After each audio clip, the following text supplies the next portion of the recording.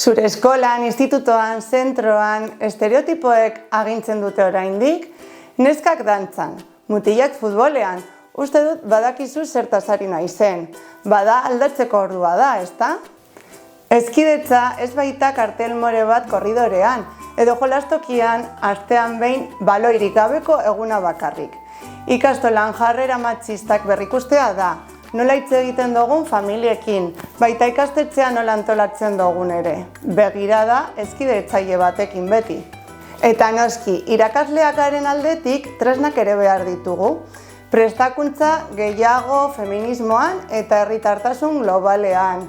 Tratu ona lantzeko baliabideak eta eskola eraldatzeko benetako planak. Hori da, Alboanen eskaintzen dizuguna.